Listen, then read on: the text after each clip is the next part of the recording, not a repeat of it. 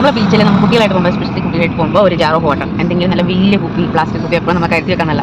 നമ്മൾ പോകുന്നത് കാപ്പാട് ബീച്ചിലേക്കാണ്. ഇവിടെ പോകുന്നതിന് മെയിൻ കാരണം എന്ന് പറയുന്നത് അവിടെ വാസ്കോ ഡ ഗാമയുടെ ഒരു മെമ്മോറിയൽ ഉണ്ട്.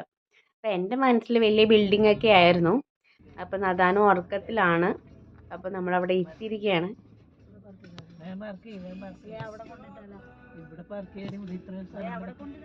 എവിടെ പാർക്ക് ചെയ്യണം എന്നുള്ള യുദ്ധമാണ് അമ്മയും മോളും തമ്മിൽ.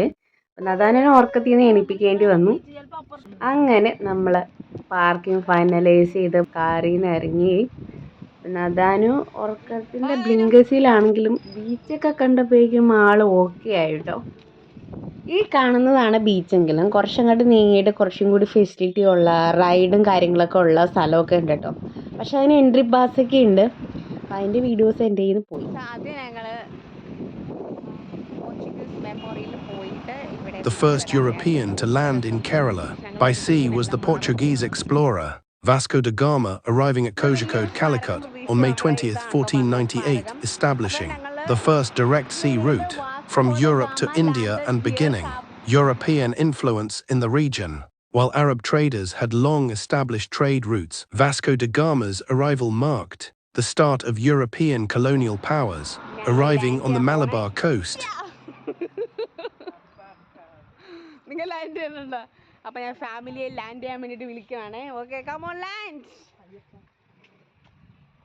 അങ്ങനെ അനിയത്തിയും മമ്മിയും നദാനു ലാൻഡ് ചെയ്യിപ്പിക്കേ. അങ്ങനെ വാസ്കോ ഡ ഗാമ ലാൻഡ് ചെയ്തെടുത്ത് നമ്മൾ ലാൻഡ് ചെയ്തത് എന്തിന്? അപ്പം നദാനു ഈസ് റെഡി. എനിക്ക് കപ്പലണ്ടി ഭയങ്കര വീക്ക്നെസ്സാണ്, ഗ്രൗണ്ട് നട്ട് എന്ന് പറയും.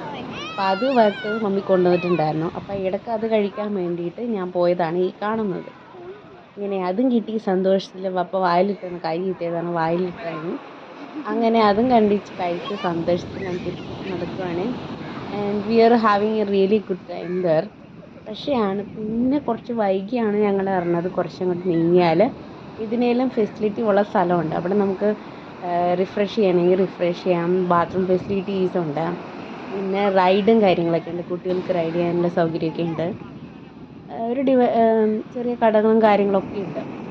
അല്ലാണ്ട് തന്നെ ആ വഴി പോകുമ്പോൾ കുറേ സ്ട്രീറ്റ് വെൻഡേഴ്സ് ഉണ്ട്. അവിടുന്ന് കല്ലുമ്മക്കായ മേടിച്ചായിരുന്നു ഞങ്ങൾ. പിന്നെ കാടമുട്ട, അങ്ങനെ ഒരുപാട് അവിടുത്തെ റീജിയണൽ ആയിട്ടുള്ള സ്പെഷ്യാലിറ്റീസൊക്കെ ഉള്ള കടകളൊക്കെ ഉണ്ടായിരുന്നു കേട്ടോ അവിടെ. സോ അങ്ങനെ ഞങ്ങൾ കാടമുട്ട ഫ്രൈ മേടിച്ചു. പിന്നെ അപ്പോഴേക്ക് രാത്രിയായി. പിന്നെ അവനൊരു ബബിൾസ് പൊട്ടിക്കണ ഒരു സാധനം മേടിച്ചു കൊടുത്തു. പിന്നെ അതും കൊടുത്തുകൊണ്ട് അവന് സ്നാക്സ് കൊടുത്ത് ചായയും കുടിച്ച് ഞങ്ങൾ ഇവിടെ നിന്ന് പോന്നു. So that's all about Kappad beach.